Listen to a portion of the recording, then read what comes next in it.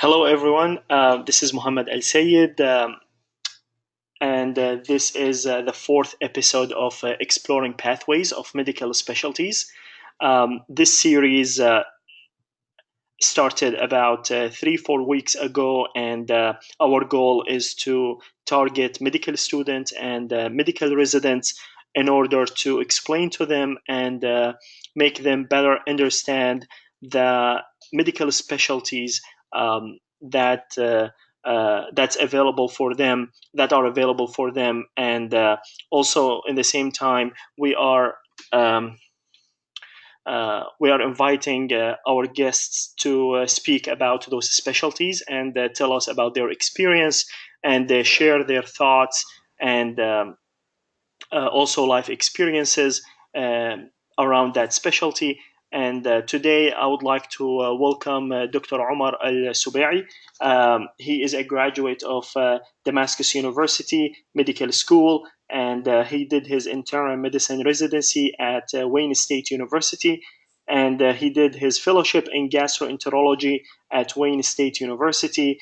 And he's currently an assistant professor of medicine at Wayne State University. I would like to thank you, Dr. Omar, for joining us today, and welcome to our series.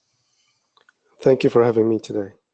Thank you. I would like to start with a usual question. We usually start with a brief introduction, but also I would like to know more if you can tell us more about yourself. Yeah, I graduated from Damascus University in '95. Soon after that, I moved here to the States. I stayed in Detroit throughout. I did my residency as well as fellowship.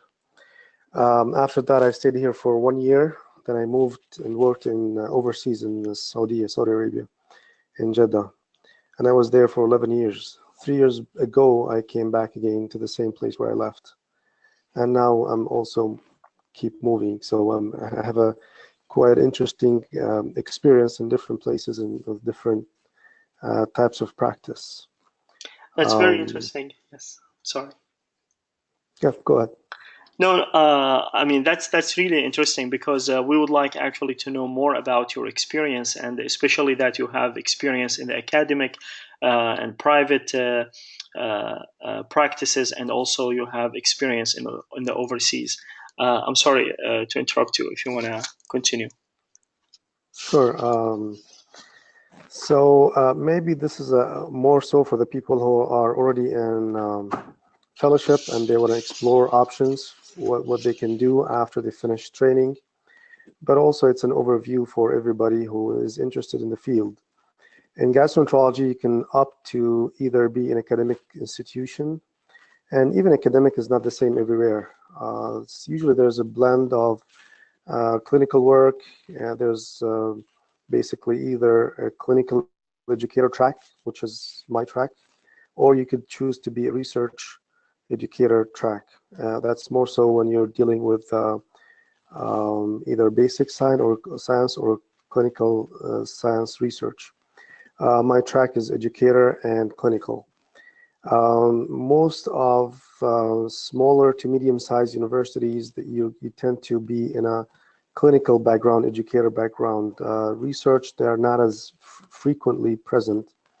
And so that's if you want to go into academic institution.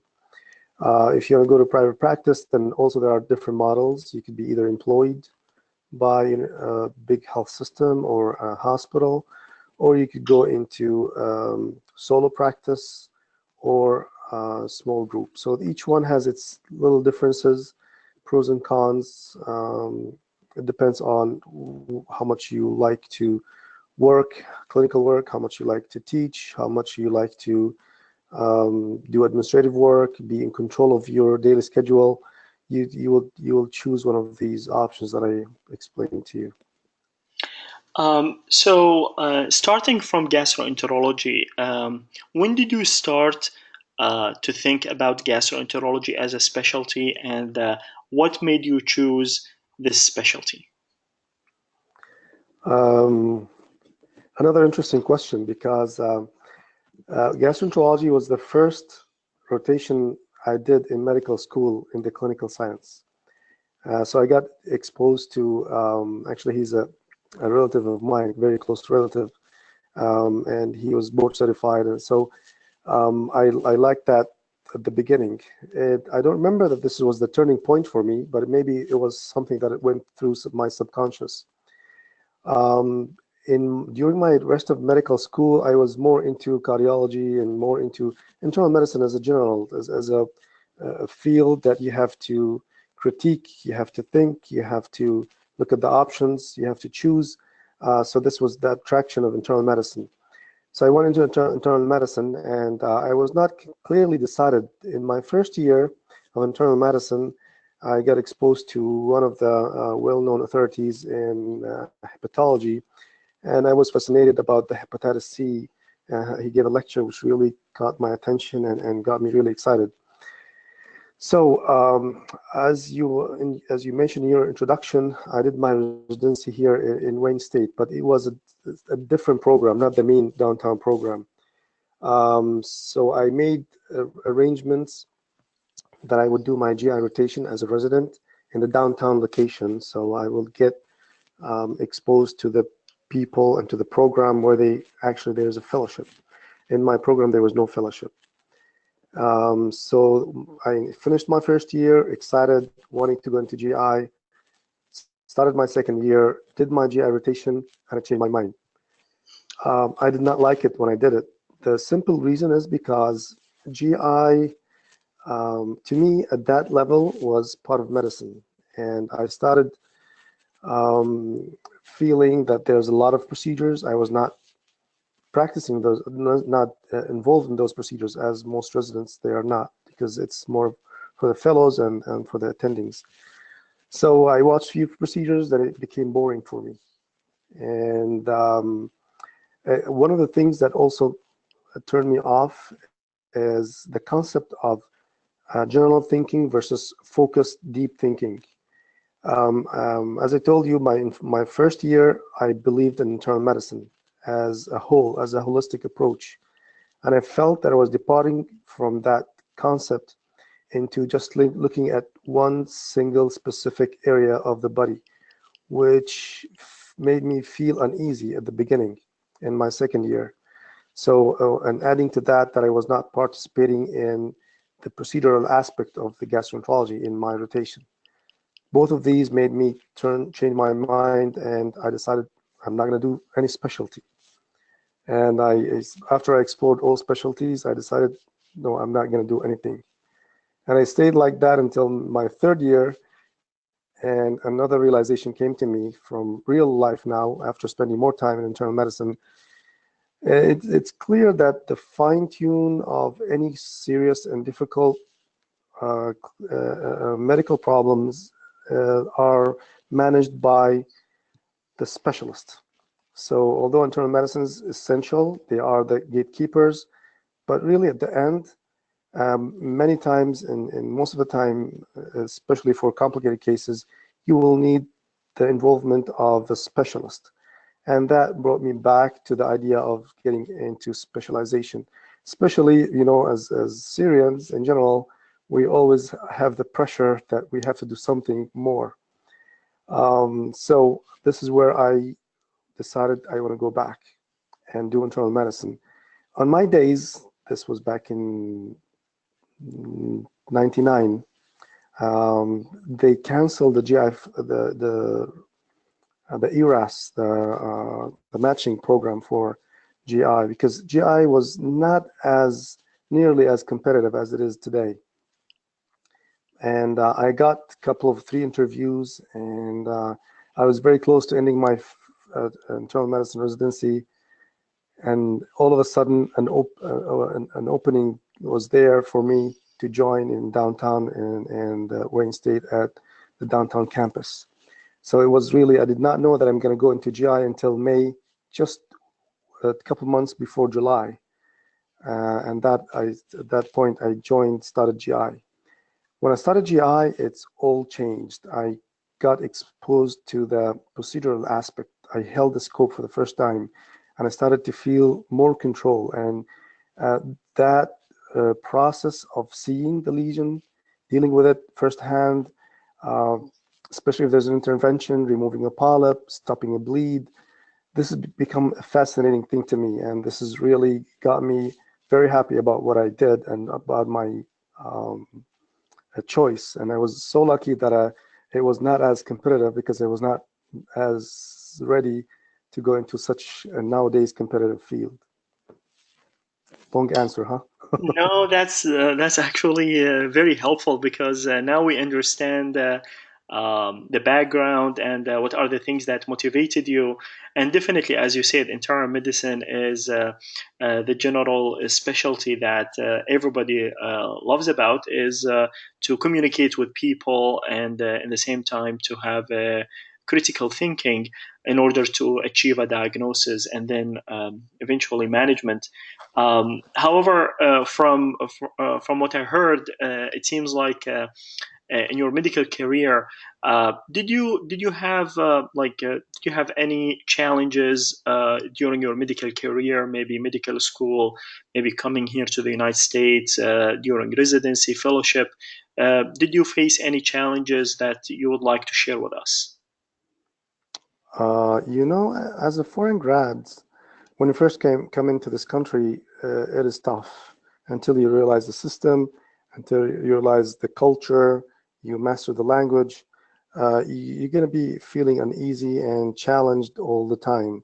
But usually, most of us, alhamdulillah, and I think most people are able, especially we come from a really hard-working mentality and background.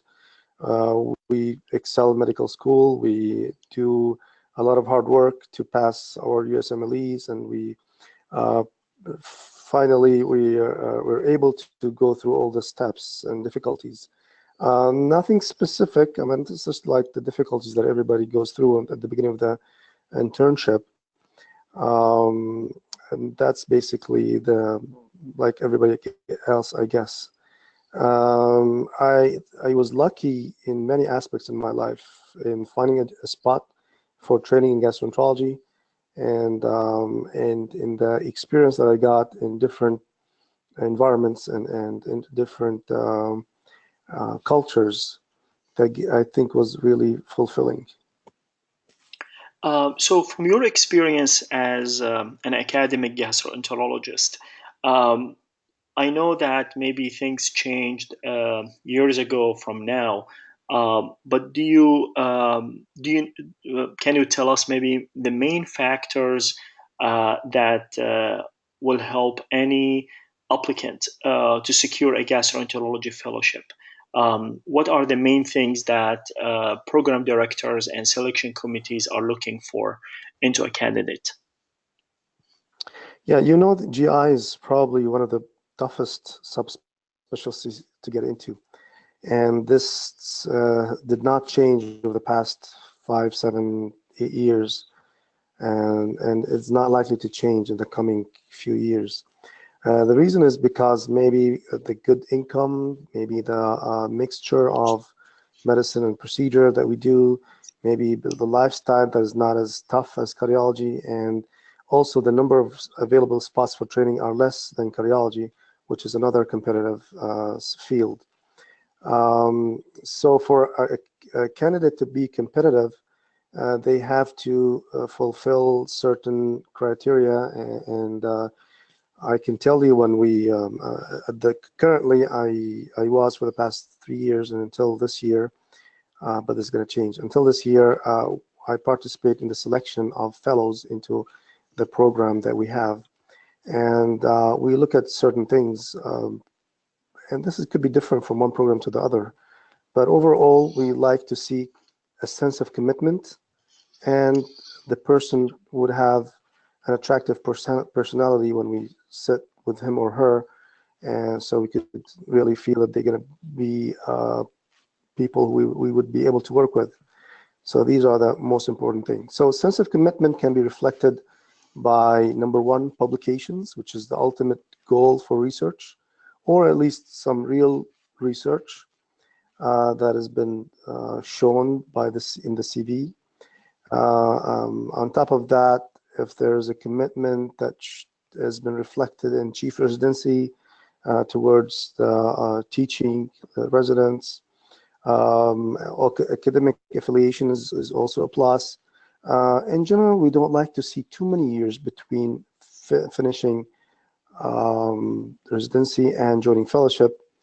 But if it's been filled with a lot of efforts to improve the CV, then this will be like a waiver.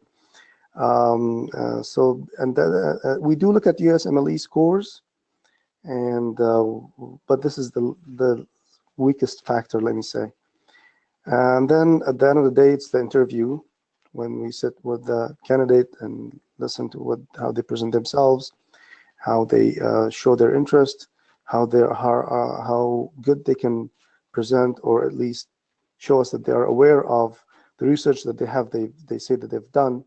So all these things will be scored, and the people in the selection committee will sit, which basically all the attendings who sat with the candidate, and each one will give their opinion and put like a scoring and put all the candidates and rank them from top to the least.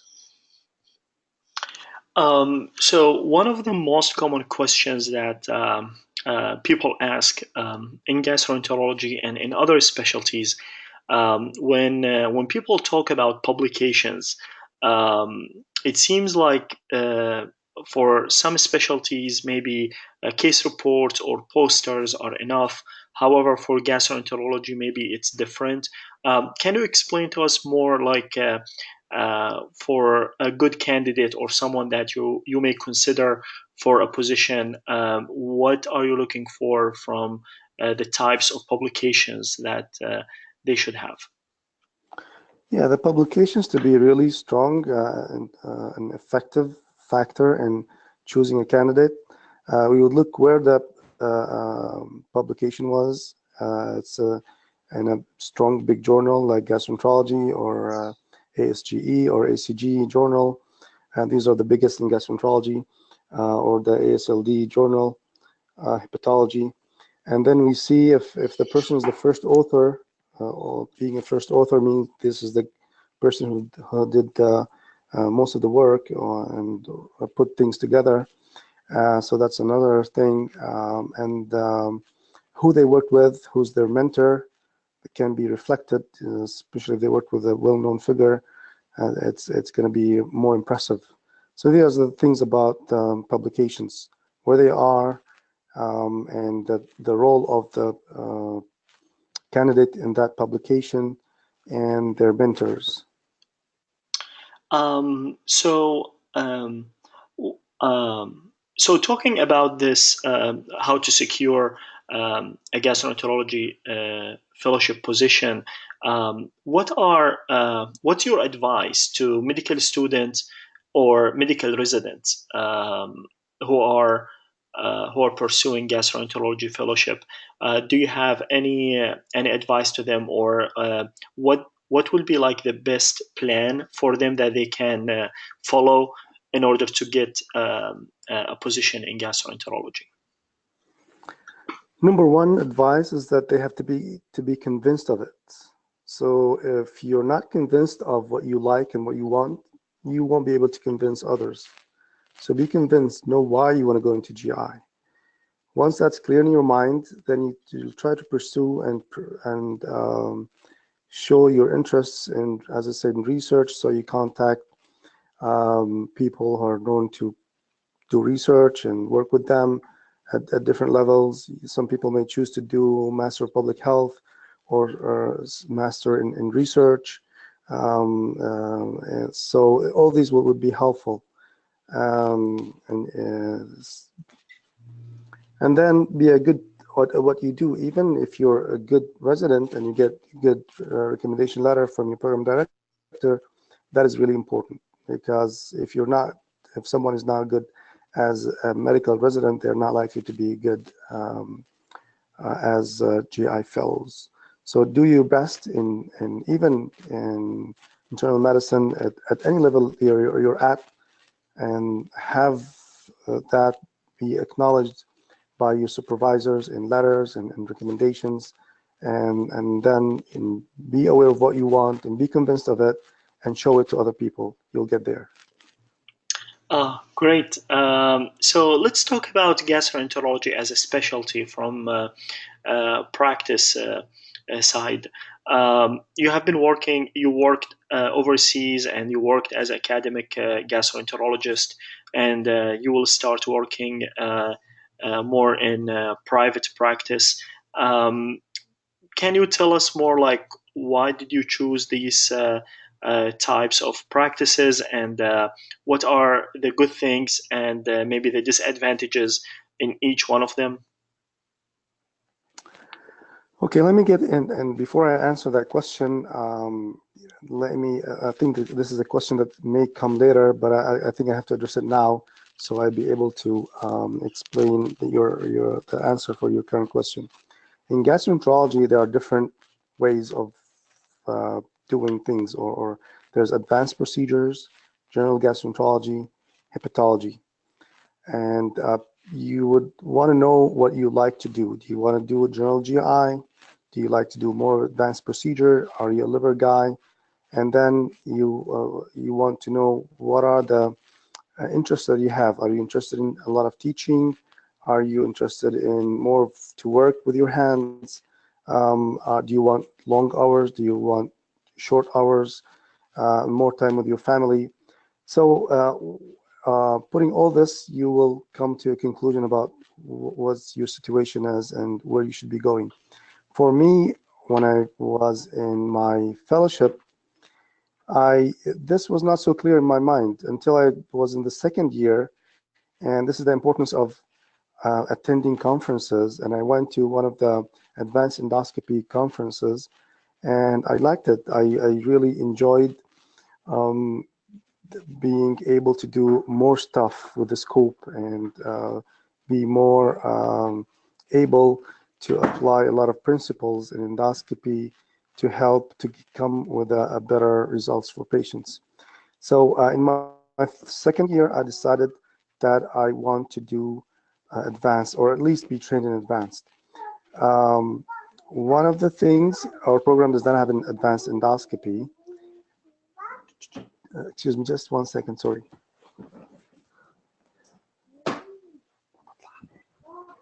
Can you hear me? Yes. Okay, so the way when I joined the residency, I'm sorry, fellowship, we were 3 people in the first year, and our program didn't have advanced fellowship or a program to train people in fellowship. But on my days, the requirements for training and for being credentialed to do those procedures were not as tough as they are today. In my third year, the two other co-fellows, they could not complete for various reasons. So I was lucky that in my third year, I was the only senior fellow. And that actually gave me the exposure to almost all the advanced procedure in both endoscopic ultrasound and ERCPs. So I was able to build up some numbers. And this was in my third year. And I wanted, even right after I finished my third year, I wanted to build some practice and be more confident. So I found that staying at an academic institution was the best way to do it. So that's what I did. For a year, I was there. I continued to do ERCPs and EUSs, now more independently, until I became more confident. Then after that, I moved overseas, and I continued to build those practices and build my experience through a number of years. So the first step going into academic setting was right after I finished fellowship. And the reasons, again, it takes to build more experience in advanced procedures. And it was the place that I know pretty well, know the people, so it was an easy transfer or easy move to me. And I was not thinking about really long term. After that, when I moved to Saudi Arabia and in Jeddah, I joined a private hospital, and I started working there. The reason for the move was mainly family and kids. My in-laws lived there, so it was a reasonable move to me at that time. My kids were young, so I moved for them, and I stayed there for 11 years. The same reason that took me there got me back here, which is my kids. They now becoming older, and they needed to be ready to get into universities, which is not something quite available for foreigners in Saudi Arabia. So when I came back, I decided it was the easiest thing for me, especially that I have a big family, a lot of responsibilities, that I go first and try back again and continue where I left, which is academic places. So I came back to the same place that I left. And the fact that I knew the people there made it easier, knew the environment, and everything was a smooth return, especially after 11 years of being away from the States. After staying for the last 3 years in academic, and to be honest, I would call semi-academic background, I felt that certain needs are not met, and I'm going to be frank with that. Is that the pay is not what you get if you go on and work as private practice. So that was really the factor that pushed me to think and move into another practice setting.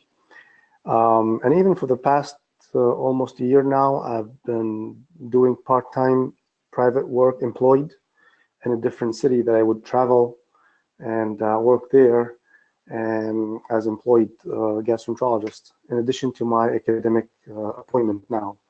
But that's a whole setting of keep going back and forth with the travel and with the current situation. I felt that I need to stay in one place and try to build in that one place. And that is the advantage of private practice, where you feel that you own the practice. You are the boss of yourself. You're not, although there's more responsibilities and more headache.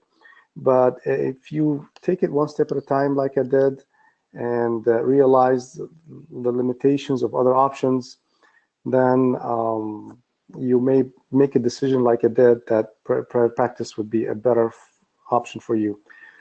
So that's where I am right now. I'm planning to go next month and join a private practice in the same area. So, as an academic gastroenterologist in the last 3 years, I know that every day maybe you have different responsibilities during the week. Can you describe a whole week of academic gastroenterologist to us? Like, you can pick any week, and then you start to, if you can tell us, like, when do you do scopes, when do you have clinic, and all these responsibilities, or maybe teaching. If you can walk me through a week, if possible. Sure. Yeah, sure. That's easy. I have 4 endoscopy sessions, 2 full days and 2 half days. So that's 3 days per week. I have 3 half-day clinics, and then I am rounding half of the time on the inpatient service. And usually the teaching happens, the inpatient rounds will involve the resident, sometimes student, and the fellow. And the teaching for the fellow is also takes place when we do procedures for the outpatient. So for instance, tomorrow I have like 16 outpatient procedure. I was on call this weekend, so I have 4 procedures from the weekend call. And then after I finish that, which is going to be around 4 p.m., 5 p.m., we go and round on the inpatient service for patients who are being consulted on, and they're going to be seen by the fellow on service. So the fellow would, after I finish all the outpatient procedures, all the inpatient procedures, I sit down with the fellow, we talk about the new consults, and we go see the patient and decide on the plan. And the resident, the students are included. We don't have all the time residents and students, especially at one hospital, but there's always a fellow. The fellow makes things easier in one end because they take care of the most of the documentation part. But in return, I would have to spend more time in teaching and discussing the patient, the cases, and give them more time to do procedures when they participate with me, and help them and give them some insight about the various types of procedures, indications, how they do it, and procedure is not just the actual performance of it. It's knowing the indications, the contraindications, getting consent, putting that procedure in the context of patient care. So all these things the fellow have to learn, and we are responsible for that, to bring that to them. So Monday and Tuesday are exactly the same. Wednesday I have more clinic in the morning, half a day, where I see variable number of patients. I have usually 14 patients on my schedule. Show up rate is quite variable. And then in the afternoon, I do short a block of outpatient procedures, then I round on inpatients. Well, Thursday and is like Wednesday, and then Friday afternoon is the only time where I don't have anything scheduled in terms of procedures. But if I'm rounding, then I'll be using that time to round. There are two conferences that we have for the fellows for teaching purposes. One is on Wednesday at from 4:30 to 5:30, and one on Friday from 1 to 2 o'clock. So this is how my schedule is filled. You'll find the same similar schedule in almost all educator, clinical educator track. But if you're doing research, notice I did not say anything about research. If you're doing research, then you may get a block, a half day or a day to do research. Right now, my participation in research is mostly just supervising residents and fellows in ideas and revising their research in general, and going over the abstract, and going about the whole design of the research. But I am not involved in data collection or in a lot of things that take a lot of time when doing research. So that's a very nice description of your work. So how is this going to be different from private practice? Let's say in the private practice, in a month or two when you start, how's going to be your week? Okay, so I tell you that right now I'm also part-time employed by a hospital health system that I travel to, and this is 1 week at a time. And for that week, it's almost all the days are the same except for one day. Morning, I do procedures, outpatient procedures, which is mostly screening colonoscopies, by the way. And those patients are, for the vast majority, are open access.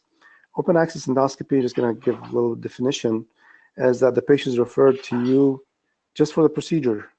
You talk to the patient a little bit, you get a sense about why the procedure is being done, why the patient is referred to you. They're already coming to you with the mindset that the procedure will be done. So you typically don't cancel it, don't order it. They're already coming to have that procedure done. So you do that procedure, you generate a report, and you send back the patient to their primary care physician with the recommendations about what to do. And this way, this open access endoscopy works okay if you are interested in just doing procedures. You don't want to be talking to patients a lot. But in a way, I feel that there is a reasonable percentage, 20% or even maybe more, of cases that are referred, they're not referred appropriately. Most commonly, early referral for surveillance colonoscopy, which is not really needed yet, or repeating upper endoscopies for an already made diagnosis of reflux that you're not going to change anything whether you do the endoscopy or not. So sometimes I feel some of those patients who come to you for open access endoscopy, they may not need the procedure, but when they're there, they're fasting, they're prepared, they go lightly, you're unlikely to be able to turn them down. You're just going to do the procedure and send them with the report and do it. So that's what I do when I go up there and work with this other job. I do that on Monday, Tuesday, Wednesday, and Friday. Thursday, I do just half-day clinic in the morning. In the afternoon, I would look at inpatient consults and do the inpatient procedures. So that's how it's set. When I go there, I'm on call 24 hours, 7 days a week. So any issues, they call me. And they're pretty nice that they call me only for emergencies. They're not going to call me for a patient who's constipated in the middle of the night, or a patient has a little bit of acid reflux, or even minor coffee ground emesis once or two, or without significant bleed. They just leave these for the next day. So in terms of emergencies, they are not very common. The one emergency that we tend to respond to right away is if there's a foreign body, especially sharp foreign body in the esophagus that we have to run in the middle of the night. Bleeders, most of the time they can wait. Variceal bleeding, the standard that you have 12 hours, and it's better to use those 12 hours to stabilize the patients before you go in and do any invasive procedures. The same thing for upper endoscopy, which even the guidelines say you can give the patient up to 24 hours of stabilization. So there's no rush in disturbing your sleep or leaving your bed to the hospital to do a procedure. So emergencies are not very common. When I work there, I get called maybe every few weeks. I get called once in the middle of the night. And when I'm in the academic setting, they're always, when there's an emergency, they would call the fellow, and if the fellow feels it's true emergency, then they will call me. And this happened like 3-4 times in the past 3 years, so it's quite rare. So that's how the setting is for me right now. In a month or two, when I join private practice, it's going to be more chaotic, and this is going to be a challenge to try to organize your schedule, your clinic, and your procedure time, especially if I'll be covering more than one hospital. So I don't know exactly how it's going to be, but it's usually, again, a mixture of outpatient procedures, inpatient coverage, and clinics. The one thing that I will be adopting, and I like that idea, is that I'll be seeing almost all patients before I scope them. So I would talk to them, see if it's truly indicated, their procedure is truly indicated, and I would explain to them.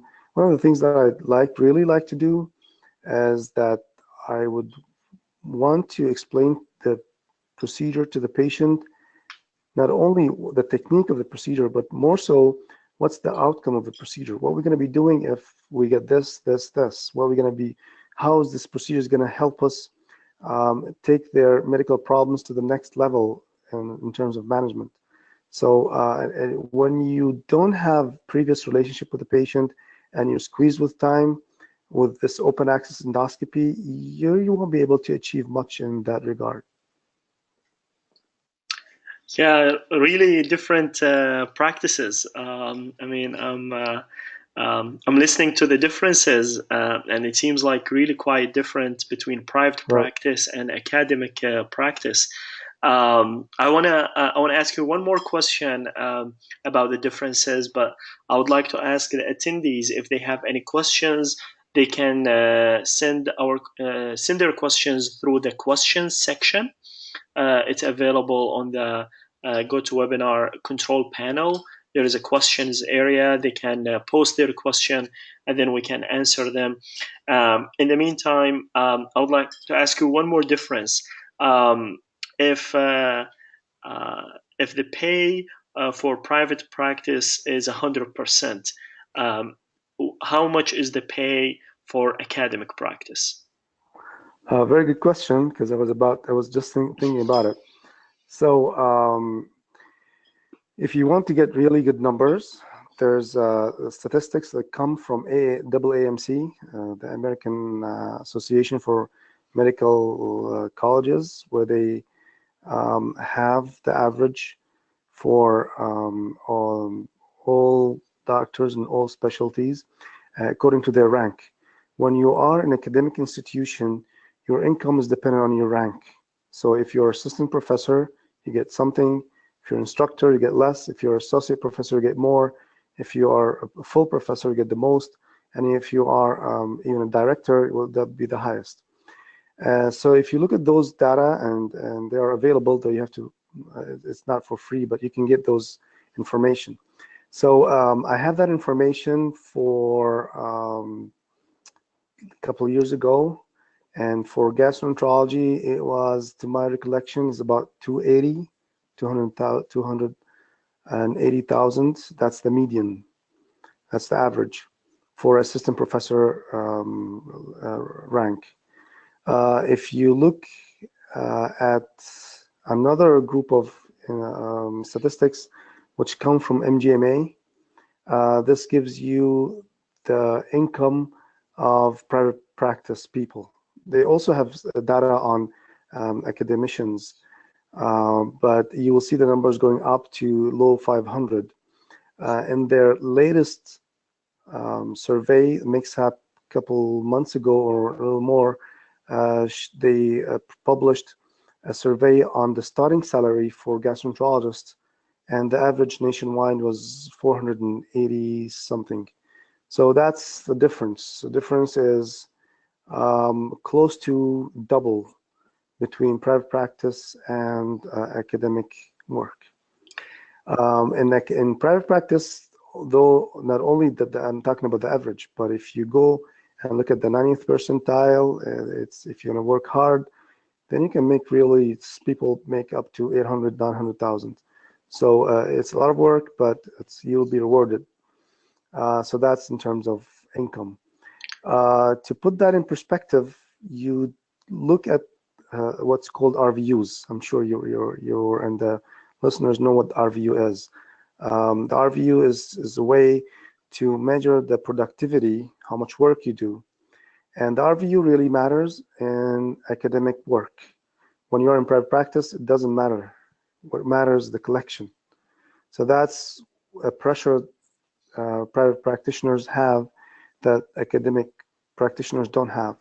In academic institutions, whoever is there, you'll see them. You don't care about what their insurance is because you're judged by your RVU, by the amount of work you do, not by the type of insurance or the type of collections your employer is able to gain from you. But in your private practice, that's a different story. Yeah, that's actually very interesting because I never thought about that because I always hear about RVUs, especially in the academic practices. But that's true in the private practice. You want to look at also the type of insurance and how much the insurance company will pay and how much they will cover for each procedure and for consultation and office visits. Um, I don't think I have any more questions. I would like to ask you if you have any final words or if you think there's something we did not cover today and you would like to share with us. I can't think of anything. I think we covered all the topics, GI, what's as a field. Maybe I did not talk about currently about the options that you have in gastroenterology. I did talk about the type of practice, but I did not talk about the different aspects of hepatology versus general GI versus advanced endoscopy. So after you finish 3 years of general GI, you may choose to do 1 year of hepatology, and that is valid if you're considering to join a transplant center. The income from there is reasonable, is good actually, but you have to realize that you won't be able to work as a hospitalist in a small city or a small setting. You need to be in a big system because usually transplant programs are in big hospitals and big systems. So you need to be ready to do that. Apart from transplant, there is advanced endoscopy, and this is becoming more and more popular. On my days, there were like 20 some, less than 30 spots nationwide. Now that it's up to double or even more than double that number. It helps also to give some numbers.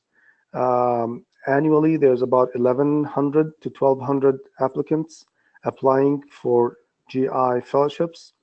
There's about only a little less than 500 spots available nationwide. So the chance of being able to match into GI fellowship just based on numbers is about 40%, not too high. So really you have to work on that.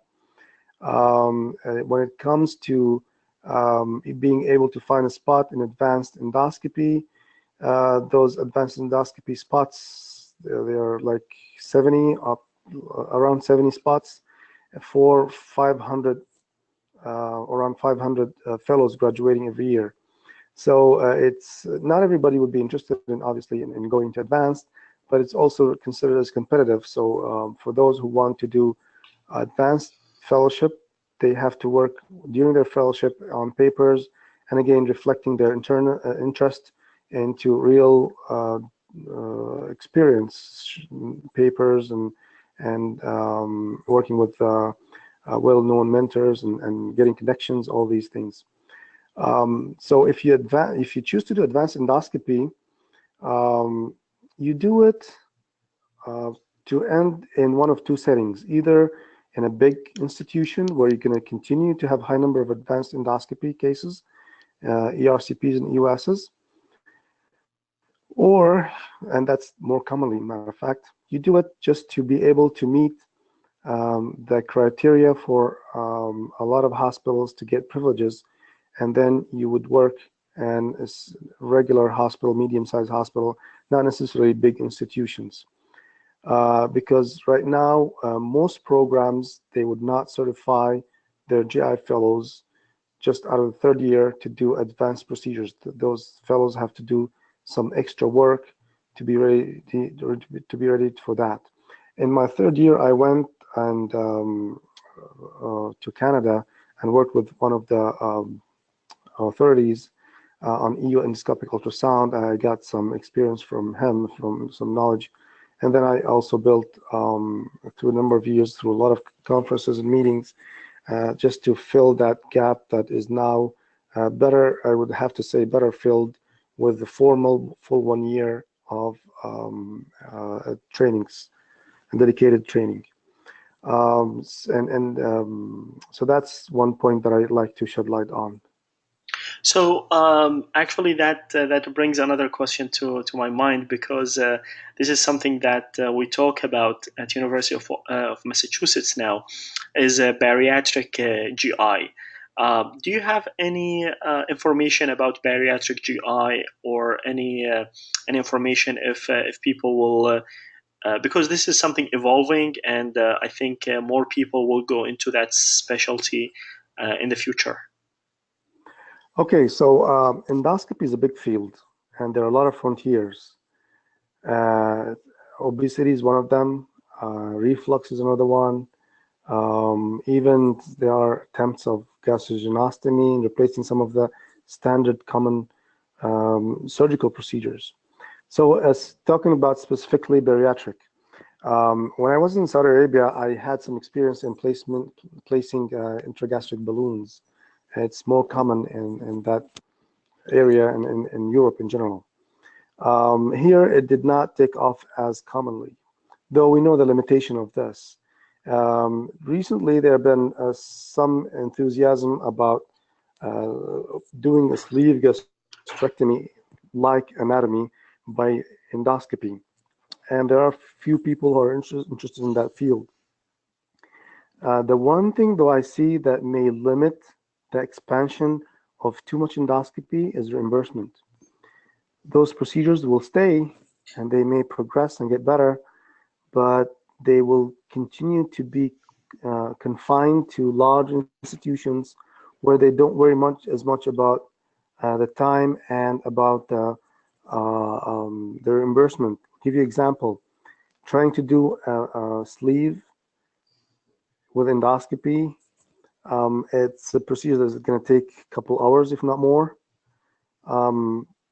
If in 2 hours you could easily do 4 colonoscopies, even 5, and get paid more. So this is the challenge when it comes to taking a lot of those advances and dragging them into private practice or general practice.